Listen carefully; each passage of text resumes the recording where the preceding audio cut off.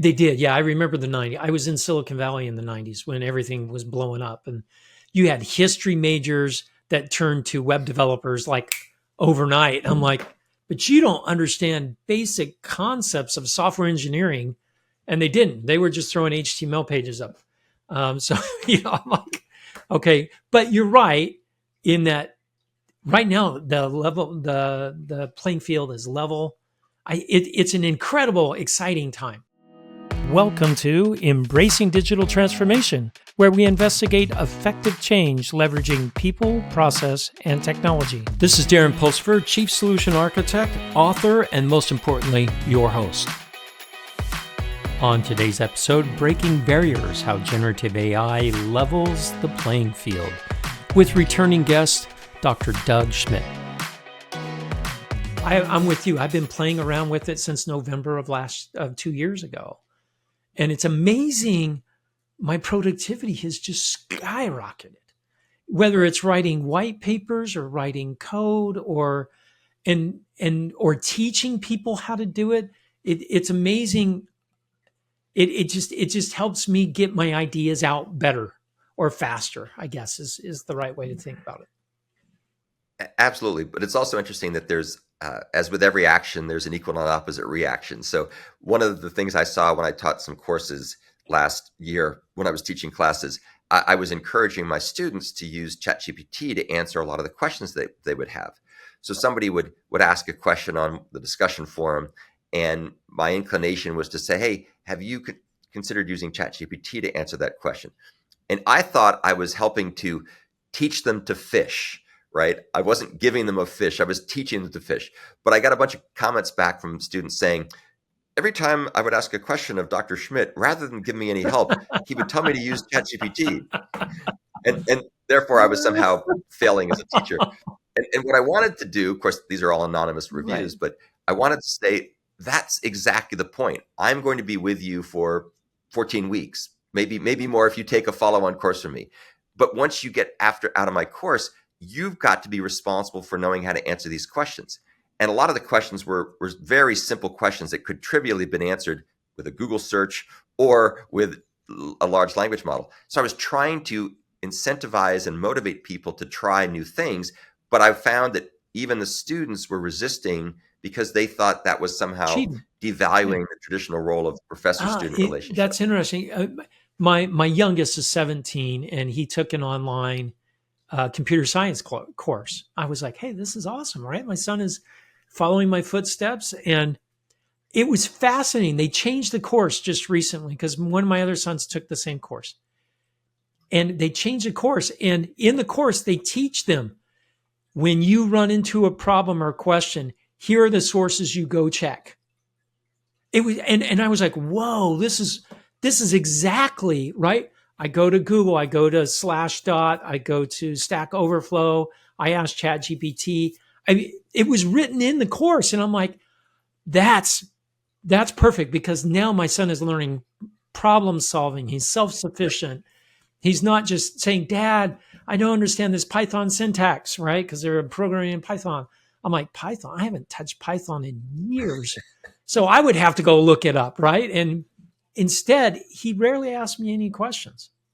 And I was like, wow, because they taught them how to fish, which I think is wonderful, Doug. I think it's a great way to go. So kind of following up on that, one of the things I think these tools are really good at, and for the record, there's a wonderful talk by Khan, I think his name's Saul Khan from the Khan Academy. Yeah.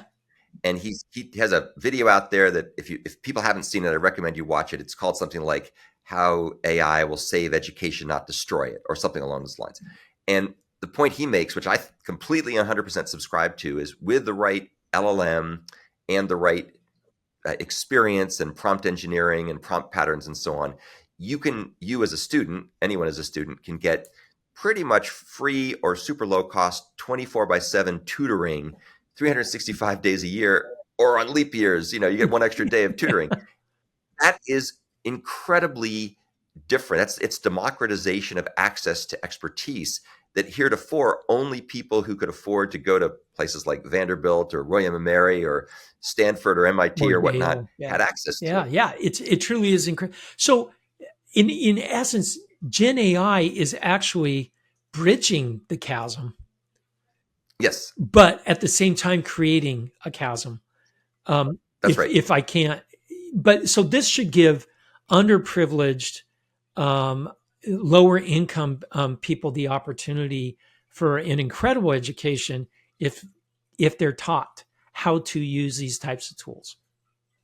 That's absolutely correct. And the other thing to note is what you pretty much need is a low end, low cost device that has a web browser, That's it. so you can run ChatGPT or Gemini or Claude or whatever your favorite model is.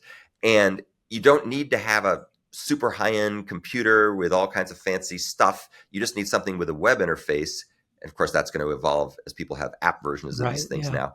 But it's a leveling effect. The other thing I think that's really important to realize is when I'm sure you're familiar, in the last 4 or 5 years, boot camps have become very Yeah. They popular. have. Yeah. And a lot of people who get a degree in a certain subject and they find out they can't make a living with a degree in that They go to subject boot camps and will become programmers. go to boot camps, right? Great idea. So within maybe a half a year, a couple times a week, maybe a few hours every week, and all day on Saturday, you can bootstrap yourself. But the challenge is, by the time you're done with your web developer boot camp, you have 24 weeks of experience, but there are people out there with 24 years of experience that you're going to compete with. What's different about generative AI is there's really nobody out there who has more than a couple years of experience with generative AI and prompt engineering and so on. So it's a level playing field, and you don't need a lot of resources to hit the ground running. There's tons of stuff freely available to Yeah. train and teach you, podcasts, YouTube videos, and so on, Coursera courses. And so you can be just about as good as anybody in a very short period of time if you put your mind to it. And that's a leveling effect I've never seen in my career, other than perhaps the internet. But even there, people who had experience with computing had a head start. They did. Yeah. I remember the 90s. I was in Silicon Valley in the 90s when everything was blowing up. And you had history majors that turned to web developers like overnight. I'm like, but you don't understand basic concepts of software engineering. And they didn't. They were just throwing HTML pages up. So, I'm like, okay. But you're right in that right now the playing field is level. It's an incredible, exciting time.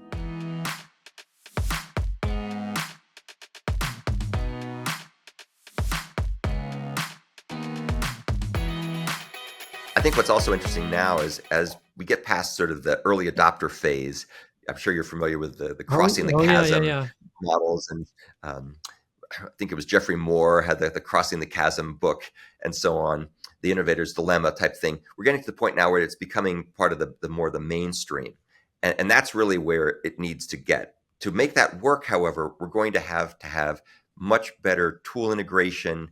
So far, people have used it probably much the way you and I do, in sort of a onesie twosie dribs and drabs thing. If I'm writing a paper and I need to get some thoughts on how to refine a paragraph to avoid redundancy in my word choice, ChatGPT is my Oh friend. yeah, It's so great. absolutely.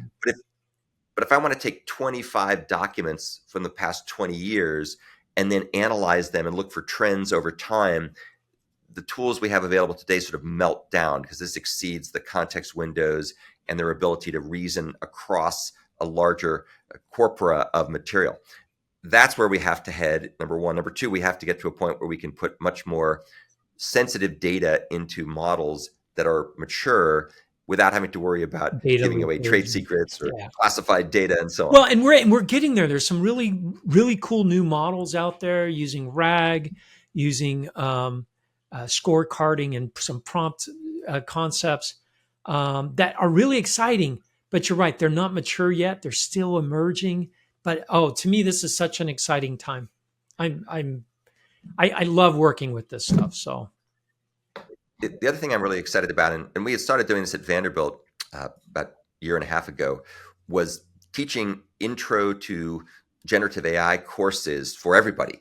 Much the way across the 20 board. years ago, Okay. we had computer literacy courses. If you remember, you would Yeah, yeah, learn, yeah. you teach students how to use Word and Excel and PowerPoint and so on, which were great for the time, but things have changed. So what we're trying to do is get it to the point where everybody can learn to use computation, even if they don't learn to become programmers in the classic sense, because they're using natural language as a means to program large language models to do their bidding.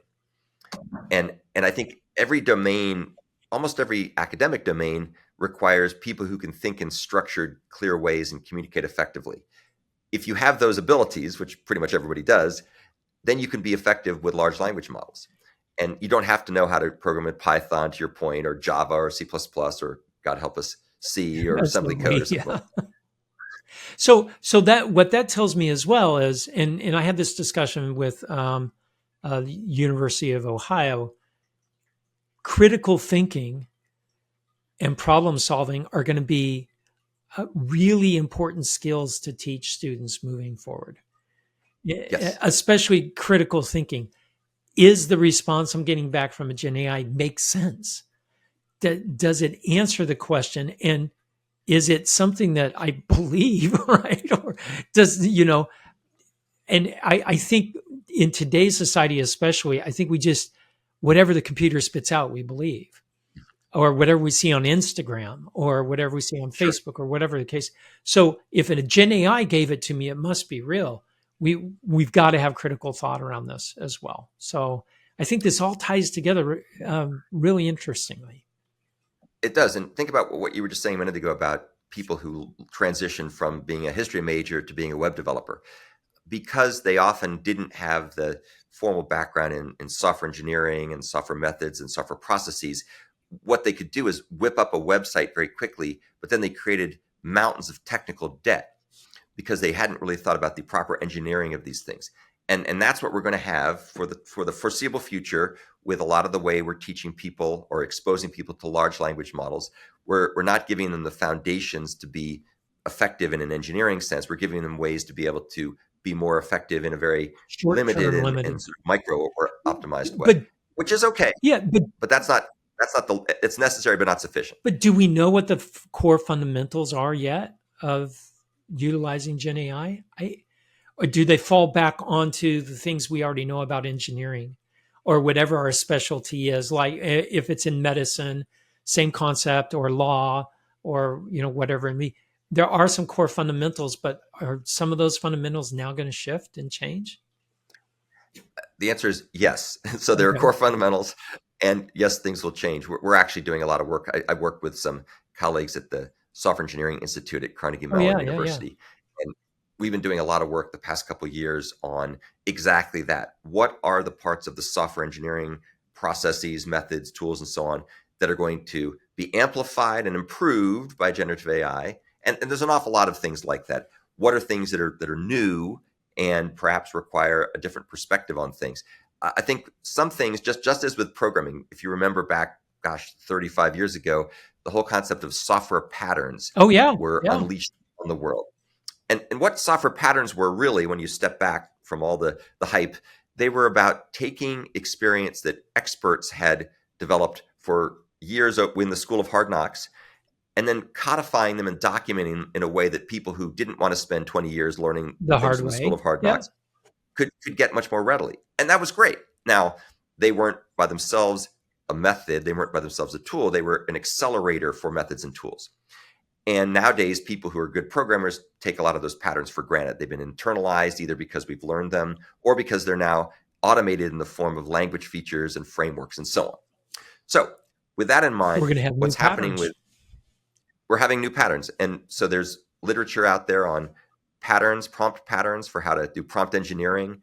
And that will be something that will help people be more effective across the board with any large language model. And then some of those patterns are going to get baked into the integrated development environments, into the LLMs, just like things got baked into programming languages and frameworks from software patterns.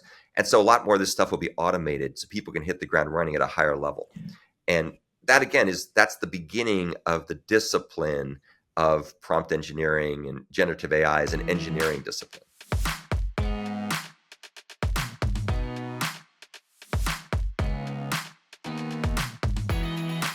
Well, and I think the whole concept, especially with Gen AIs, we don't know how they're going to behave.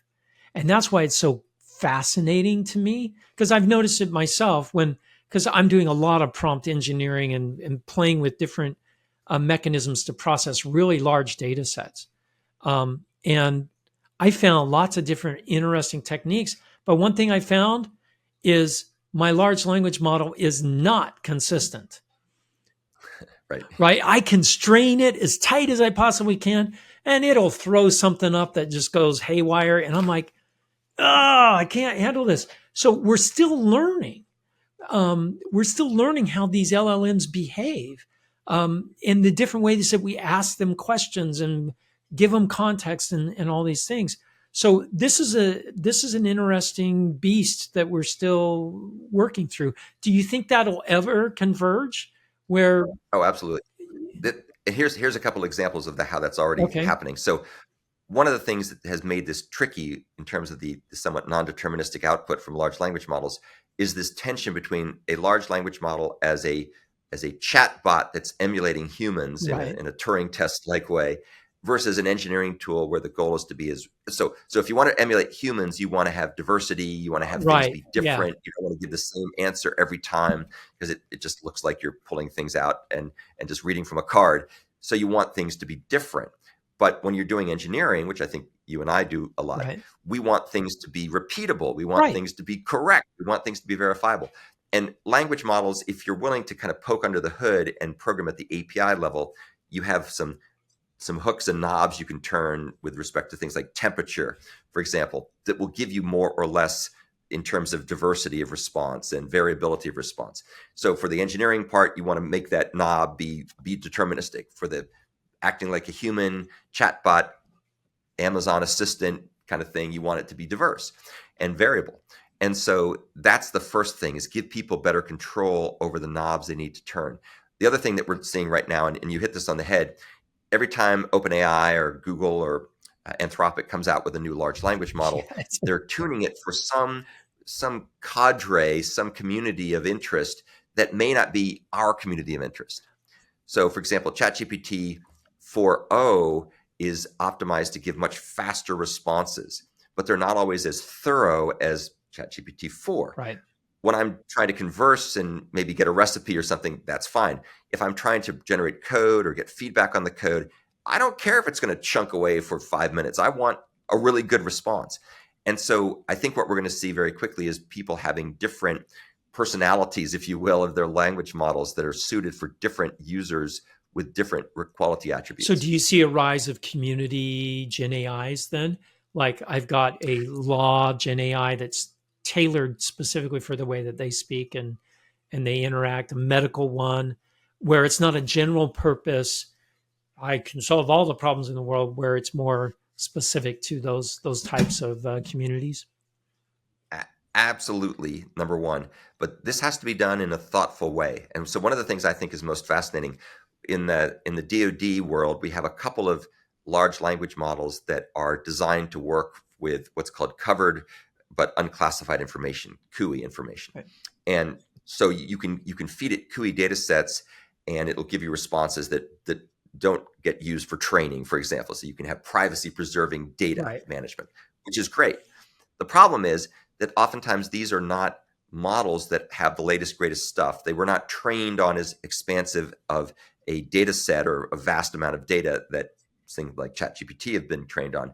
So you don't get as good results, even though you have control, much better control over the provenance and where your data ends up. So what we really need, and I think we're headed there, but we're not there yet, is the peanut butter and chocolate of privacy preserving data with the best models.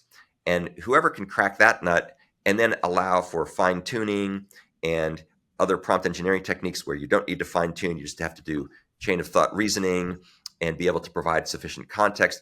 That's really the secret sauce that's probably about 70% there, but we're not there yet. But when that nut gets cracked, it's going to make it possible to use these technologies in a much more aggressive and mission critical and safety critical set of domains where they're high stakes: law, healthcare, defense, and so on. we're not quite at that point. And even when we get to that point, we still have to be careful not to take everything that comes out with as the ground truth. But it'll make it a lot easier to use them in environments where the output really matters. Well, and that output really matters. I have this scale that when I speak to organizations about this, I say accountability and trust. If accountability is high, trust is low. You can't trust what's coming out of a Gen AI. Right. You have to verify. But if accountability is low, like a recipe, then, hey, I can trust it's going to do something, right? I'm not going to kill people with that recipe unless you say, hey, I have some arsenic and I need you to create a recipe with arsenic. Hopefully there's some safeguards on that. So that trust and accountability are really critical to understand when you get to evaluation of Gen AI results. So another thing I think that's worth mentioning, we don't see this yet with the public models, and there's a good reason for what I'm about to say. We don't really see effective reinforcement learning with the open models because wacky people will reinforce things in directions we don't necessarily want. In the past, yeah. We've seen that with, I think it was Tay, which was this tool that Microsoft put out. What we're going to see, though, is in very select communities where you have tremendous control, for example, the intelligence community, where you have great control over your workforce, you have a great degree of trust in your workforce, you will start to see tools and large language models evolve where you can really have very robust reinforcement learning by people who are in fact experts that will get fed back into the models more rapidly in order to continue to improve and fine tune them without having to go through the process of training for all the data on the face of the planet, which is kind of the way that the open models work. Well, so now this is going to be great. Yeah, that fits kind of the Wikipedia kind of model a little bit, in that I've got moderators that are saying, yes, this content is valuable. I will let that be learned by the model moving forward. I like that model a lot. That's an excellent analogy. Of course, the downside, there's always a downside, is that if you have insiders who are maliciously trying to steer your models and reinforce them in ways that are going to be clandestine and bad intended, then you still have problems. But that's also the case with Wikipedia. Yeah, of course. But we do have a way of showing the provenance, the chain of edits, for example. Yeah. So that's an interesting. We just created a brand new cyber security hole for reinforced learned large language models that we got to cover. So way to go, Doug. Well, I wish I could take credit for it. Other people much smarter than I have thought of this already, but you have to find the right community and you have to find the right tools. And for those of us who don't have those abilities or those options, we can make our lives a lot better by becoming better prompt engineers, by using context, by using the paid version of the language models, which usually give you much better results than the one you get for free. Yeah, no doubt. Doug, hey, this has been great talking to you. Every time I talk to you, I learn something new. We have a good conversation. We'll have to have you come back on the show in 6 months when everything changes again. That's right. Yeah, it's a fast-moving field. You can't turn your back for a minute and you're already obsolete. But the good news is, the minute you're obsolete, you can then use generative AI to bring yourself right back. Sounds a little bit like an echo chamber, just a little bit, but I guess that's the way it goes. So, hey, Doug, thanks again for coming on the show. Thanks so much, Darren. Thanks for having me. Thank you for listening to Embracing Digital Transformation today. If you enjoyed our podcast, give it 5 stars on your favorite podcasting site or YouTube channel. You can find out more information about Embracing Digital Transformation at embracingdigital.org. Until next time, go out and embrace the digital revolution.